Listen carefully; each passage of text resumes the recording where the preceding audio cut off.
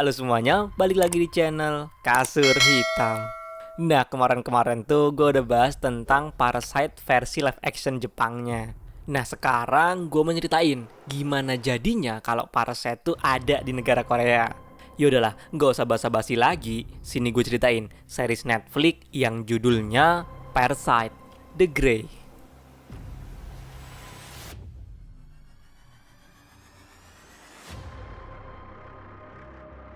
Series ini diawalin sama sebuah parasite yang masih di dalam cangkang tuh jatuh dari langit. Nah, dilihatin nih, ada salah satu parasite yang jatuh di sebuah tempat party-party gitu. Terus parasitnya itu keluar dan masuk lewat telinga seorang cowok cuy.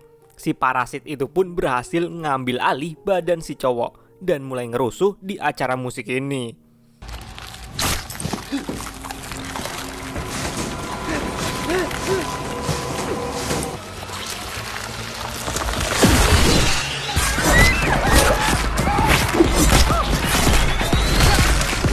Terusan kita pindah ke sebuah supermarket. Ada cowok agak sinting cuy, lagi belanja. Nah, mbak-mbak kasir yang namanya Suin tuh udah ngomong baik-baik, nyuruh minta label harga di bagian perdaging-dagingan. Malah nih orang jadi tantrum dan emosi ke Suin. Abis itu pun dia pergi dari kasir itu. 아이 씨발 니들이 하라고! 왜 고객한테 씨발 이래라 저래라 야 이 씨발 것들이. Kirain dari si cowok yang namanya Kyung Chun emosi tadi semuanya udah selesai. Ternyata enggak cuy. Kyung Chun ini nungguin sampai Suin balik kerja. Akhirnya diikutin tuh dari belakang. Dan pas di daerah yang sepi gitu, Kyung Chun dari belakang pakai mobilnya nabrak Suin sampai cewek ini jatuh terguling-guling. Nah, nih cowok psikopat tuh nggak ada kasihan-kasihan sama sekali sama Suin. Dia malah makin emosi dan ngambil pisau dan mulai nusukin punggungnya Suin. Suin yang sekarat ini pakai tenaga terakhirnya kabur dari situ. Dan tiba-tiba aja di dekatnya jatuhlah sebuah parasit. Beberapa menit kemudian, Kyung Chun yang lagi nyariin ada di mana Suin ini tiba-tiba aja mati dengan cara dari dada sampai kepalanya tuh kebelah gitu cuy jadi dua. Nah, untungnya abis itu ada orang yang lewat dan ngebawa Suin ke rumah sakit. 야 이 씨발아.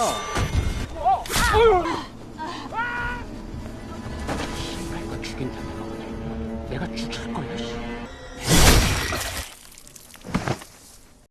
Polisi datang buat nanganin kasus ini. Mereka terheran-heran karena katanya Kyung Chun tuh tiba-tiba aja mati gitu aja. Dan Suin luka ditusuknya tuh ngering seolah-olah kayak luka lama. Ternyata si detektif polisi yang namanya Chol Min ini kenal sama Suin. Pas udah sadar ditanyain tuh tentang kejadian itu. Suin bilang kalau dia tuh nggak tahu, bahkan kaget kalau cowok psikopat yang nyerang dia tuh tiba-tiba mati gitu aja. Bahkan dia heran juga kenapa lukanya bisa sembuh gitu aja. Adegan terus pindah ke cowok yang namanya Kang Woo. Dia tuh hidup di dunia gelap gitu cuy. Nah, di sini dia dikejar-kejar sama gerombolan geng gara-gara dia mau solo kill ketua gengnya. Tapi Kang Woo ini untungnya berhasil kabur. Dia pun balik ke rumahnya. Sampai rumah dia ngeliat mbaknya tuh kayak ngerasa aneh. Mbaknya yang tadinya sakit kena tumor otak kok kelihatannya sekarang sehat-sehat aja. Kang Woo nanya ke mbaknya, adeknya tuh kemana nggak kelihatan. Kata mbaknya ini adeknya tuh lagi pergi jauh. Curiga dong Kang Woo, kayak mana bisa adeknya yang selalu jaga toko tiba-tiba pergi jauh. Kita balik lagi ke Suin. Dia mau berangkat kerja. Pas naik bus, dia tuh tiba-tiba dapat firasat aneh gitu cuy. Ketika ngelihat bapak-bapak ini.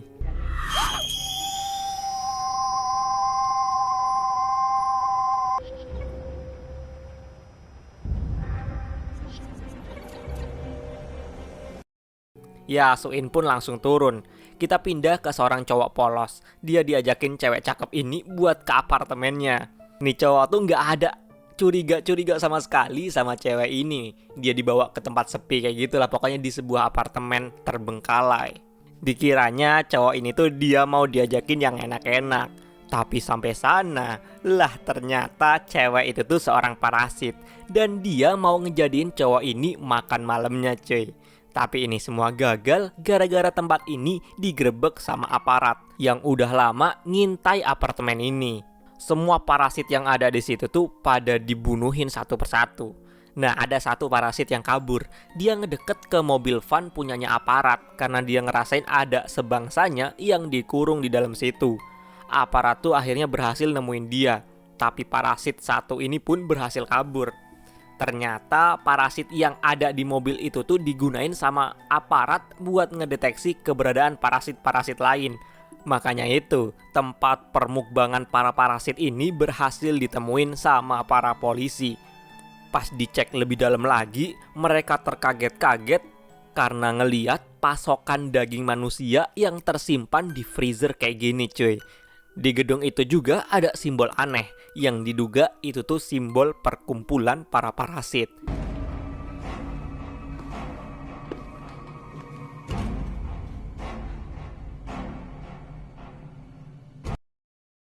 Kita balik lagi ke Suin. Dia habis balik kerja, tiba-tiba di tengah jalan dia ngelihat bapak-bapak yang tadi dia temuin. Nah, ternyata si bapak-bapak itu ngejar Suin cuy. Suin kemudian dilabrak sama bapak-bapak ini sama satu orang temannya. Nah, dua orang ini tuh ternyata parasit cuy. Mereka berdua nawarin ke Suin tuh buat masuk ke organisasi parasit. Nah, si Suin di sini ya kayak orang bego karena dia nggak paham yang diomongin tuh apaan. Nah, salah satu parasit ini tuh mbaknya Kang Wu. Dan kebetulan juga Kang Wu tuh ngikutin mbaknya ini.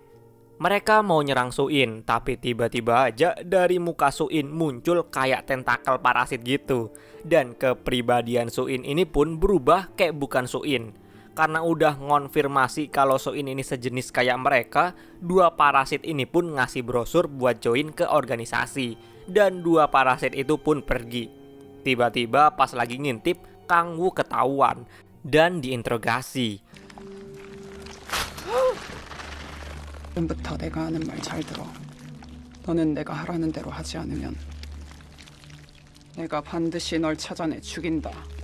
Beberapa menit kemudian Suin bangun dari pingsannya. Dia nggak ingat kejadian beberapa menit yang lalu. Akhirnya Kang Wu lah yang ngejelasin semuanya. Dia bilang kalau di tubuh Suin tuh ada kepribadian parasit yang hidup, yang namanya tuh Haedi. Kang Wu nyampein omongan Haedi ke Suin. Dia bilang kalau harusnya Haedi itu ngambil alih otak Suin sepenuhnya. Tapi karena pas itu Haedi masuk ke tubuhnya di posisi Suin sekarat, Haedi jadi nggak fokus ngambil alih otaknya Suin, tapi lebih fokus buat ngeperbaikin jaringan tubuh Suin yang rusak, biar Suin tuh nggak mati. Makanya itu, Haedi cuma bisa ngambil alih tubuhnya Suin tuh selama beberapa menit dalam sehari. Ngedenger omongan itu ya bisa ditebak lah, Suin gak percaya sama sekali. Bahkan mungkin nganggep Kang Wu ini lagi mabok. Suin pun balik ke rumahnya. Dia nulis pertanyaan di buku karena dia tuh penasaran, bener gak sih omongan Kang Wu tadi tentang Haedi beneran apa enggak. Suin tinggal tidur bentar dan tiba-tiba di buku itu muncul tulisan jawaban. Jadi si Suin ini kaget dong. Haedi nyuruh Suin nulis semua pertanyaan tentang ini semua di buku itu. Dan besoknya berlembar-lembar jawaban ditulis sama si Haedi.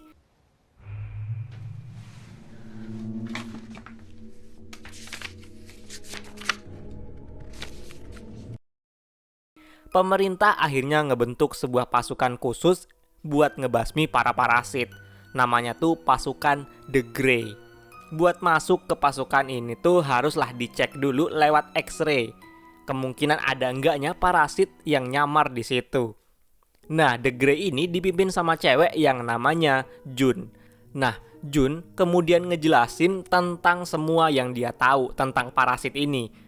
Bahkan dia pun ngebawa contoh realnya cuy. Sebuah parasit yang dari festival musik yang di awal tadi tuh yang berhasil dibunuh dan diteliti. Jun ngasih tahu cara bedain manusia sama parasit. Yang paling mudah tuh dengan cara nyabut rambutnya. Nah, kalau rambutnya pas dicabut itu keriput, nafik orang itu tuh bukanlah manusia. Gak cuma itu, dia juga ngenalin parasit yang dia jadiin detektor. Nah, parasit ini dipasangin helm khusus biar bisa selalu nurutin perintahnya Jun. Dan yang buat nyesek cuy, ternyata parasit yang pakai helm ini dulunya adalah suaminya Jun ini yang berubah jadi parasit. Tapi Jun dengan senang hati ngorbanin pasangannya buat dijadiin alat buat nangkep lebih banyak parasit yang lain. 머리를 자유자재로 변환시킵니다. 변하기도 하고요. 이 세포 자체가 생각을 하는 독자적인 생명체입니다. 그래서 이 기생생물을 타격하려면 인간의 몸을 부셔버려야 됩니다. 흘리거나 아니면 심장을 한 번에 파괴해버려야 됩니다. 저렇게 사람을 괴롭혀도 괜찮은 건지, 어? 이꼴나버려요. Besoknya Kang Woo lagi ngejualin barangnya buat kabur dari rumah sama mau nyari adeknya. Tapi tiba-tiba dateng tuh para geng preman yang semalam ngejar dia. Jadi dia pun kejar-kejaran sama para geng preman itu. Dia berhasil kabur dan minta tolong temennya buat jemput dia nanti malam di suatu tempat buat kabur dari kota ini. Malamnya Kang Woo ngedatengin tempat yang dia curigain ada sesuatu di situ. Sebuah gereja yang ada di tengah-tengah hutan. Di lain sisi, Suin tuh balik kerja, dijemput sama anggota perkumpulan parasit buat ngikut sama mereka. Ternyata tempat perkumpulannya itu ya di gereja yang kebetulan banget Kang Woo lagi awasin ini. Suin yang gak tahu apa-apa, yang ngikut-ngikut aja, daripada dia nanti malah diapa-apain. Pemimpin atau pendeta yang seorang parasit ini mulai orasi buat nyemangatin sekaligus memperingatkan para anak buahnya karena para manusia udah mulai serius buat ngeburu bangsa parasit ini. Nah, di luar, kamu penasaran sama gudang di sebelah gereja itu.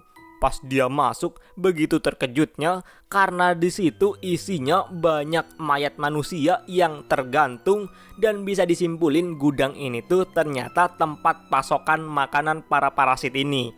Pas lagi lihat-lihat di dalam sini, ternyata ada parasit yang masuk buat ngecek-ngecek. Diem-diem, pelan-pelan Kang Woo mau kabur dari situ. Tapi tiba-tiba dia malah ngelihat ada mayat adeknya yang jadi salah satu makanan parasit di situ. Jadinya Kang Woo emosi dan nyerang parasit tadi.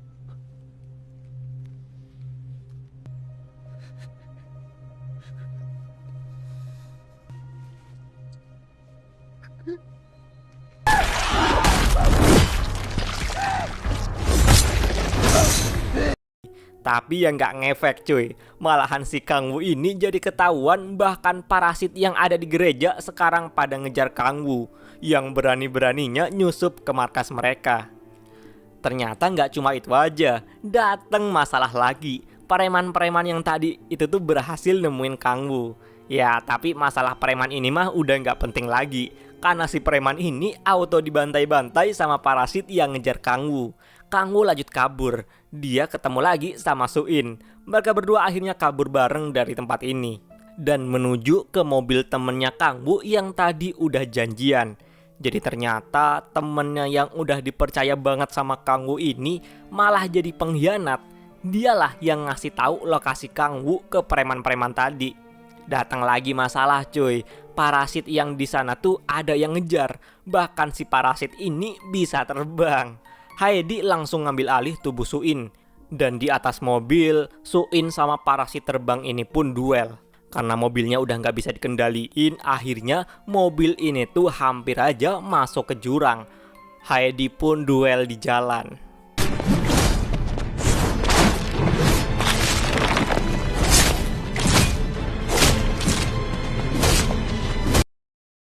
Nah, parasit ini heran kenapa Heidi malah berpihak ke manusia. Dia pun akhirnya mau balik ke gereja buat lapor ke ketua mereka, si pendeta itu. Nah, si parasit ini baru aja terbang, tapi sama Heidi langsung ditusuk dan parasit itu pun mati di situ.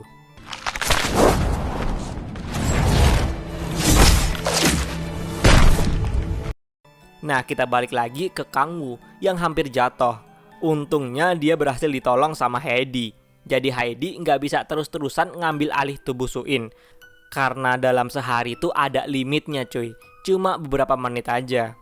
Kita terusan flashback di hari dimana suaminya ketua tim Grey berubah jadi parasit. Nah pas itu di parkiran supermarket, tiba-tiba di dekatnya ini kejatuhan parasit dan masuklah ngambil alih tubuhnya. Si suami ini nyerang orang-orang di dalam supermarket, bahkan si istrinya sendiri. Nah, si Bu Jun ini hampir aja mati di situ kena tebasan suaminya. Tapi akhirnya dia berhasil ngurung suaminya sendiri di gudang di supermarket itu. Kita balik ke masa sekarang, di mana Kang Woo bareng Soo-in yang berhasil kabur dari kejaran parasit ini, mereka tuh mau ngelaporin tentang markas parasit dan lain-lain ke polisi. Tentu aja biar mereka aman, Soo-in tuh mau ngelaporin ke polisi yang dia kenal. Tapi pas dilaporin ini mereka tuh nggak nyebutin identitas mereka. 그 남천에 세진교회라고 있어요. 세진교회예요. 그 산속에 박혀 있어요, 거기. 네. 가 이렇게 튀어나와요. 그걸로 이제 공격을 막 하고 사람 죽이고 이러거든요. Walaupun masih bingung, masih percaya nggak percaya, si Chulmin ini pun laporlah ke ketua tim Grey. Tanpa pikir panjang, pasukan polisi bareng tim Grey pun nyerbu gereja yang ada di tengah hutan itu. Sampai sana gerejanya itu udah kosong cuy. Kayaknya parasit ini udah tahu kalau bakalan ada gerbekan. Walaupun udah nggak ada parasit satupun di situ, tim Grey ini berhasil nemuin gudang yang ada di sebelah gereja itu. Di situ tuh banyak mayat-mayat yang jadi makanan para parasit ini. Nah, pas lagi di gereja, ternyata Cheolmin ini tuh diem-diem nemuin gantungan kunci yang pernah dia kasih ke Soo-in. Tapi dia diem-diem aja dan gak ngelapor ke yang lainnya. Akhirnya tim Grey tahu pendeta dari gereja itu namanya Pendeta Kwon. Bu Jun pun ngutus polisi ke sana. Dan yang berangkat ini tangan kanannya si Pak Cheolmin itu yang namanya Won. Dia pun disuruh nyelidikin di mana pendeta itu. Ternyata inilah sang impostornya. Dialah yang ngasih tahu ke pihak parasit buat kabur di malam pas penggerbekan itu. 정보 덕분에 피할 수 있었다. 아이, 뭘요? 아슬아슬했어요. 좀만 늦었으면 아주 큰일 날 뻔했습니다. Won pun ngedatengin perkumpulan parasit yang udah pindah ke sebuah gudang. Dia bilang kalau ada yang ngelaporin tentang markas di gereja itu. Nah, parasit yang ngambil tubuh mbaknya kamu bilang kalau itu tuh ulah adeknya. Dan para parasit ini pun mau nyari Soo-in beserta Kang Woo. Si Won pun diberintahin buat ngebunuh parasit detektor punyanya tim Grey. Dia dikasih pisau yang dibuat dari tentakel parasit biar nggak ketahuan. Cheolmin yang ngerasa ada yang nggak beres sama Soo-in akhirnya ngajakin Soo-in ketemu. Mereka pun ketemuan di sebuah taman bermain terbengkalai di pinggir kota. Nah, kebetulan ketua tim Grey itu curiga sama gerak-geriknya Cheolmin yang kayaknya nyembunyi sesuatu gitu. Jadi dia merintahin timnya buat diem-diem ngikutin Cheolmin. Cheolmin pun akhirnya ketemu sama Soo-in yang ditemenin sama Kang Woo. Dia nanyain baik-baik, kenapa gantungan kuncinya tuh bisa ada di gereja markasnya parasit itu. Tapi Soo-in itu nggak bisa jawab apa-apa, takut ketahuan. Tim Grey pun akhirnya sampai lokasi pertemuan. Parasit detektor tuh ngedeteksi ada parasit di sekitar situ. Jadinya Bu Jun ini turun buat mastiin. Dan kebetulan Soo-in juga bisa ngedeteksi kalau ada parasit yang ngedeket. Pas ngelihat Jun dateng, Soo-in sama Kang Woo pun coba buat kabur. Nah, pas udah ke pojok gak ada pilihan lain selain ngelawan, Heidi pun sekarang ngendaliin tubuhnya Soo-in. Jadi disinilah akhirnya ketahuan kalau Soo-in adalah parasit. Tapi Heidi ini nggak bisa apa-apa karena tempat itu udah dikelilingin sama tim Grey. Dan dia pun milih nyerah dan pingsan. Kang Woo yang mau nyariin mobil biar bisa kabur bareng Soo-in nggak sengaja ngeliat si pengkhianat Won yang lagi pakai jas hujan tuh ngebunuh parasit detektor punyanya tim Grey di saat kondisinya tuh lagi sepi. Nah, pas balik Jun kaget karena ngeliat suaminya yang si parasit ini pun udah mati. Dia ngeduga parasit suaminya ini dibunuh sama parasit lain dari bekas lukanya. Padahal mah yang ngebunuh ada di deket dia. Nggak tahu lagi harus apa karena Soo-in ketangkep. Kang Woo pun milih buat kabur dari tempat itu.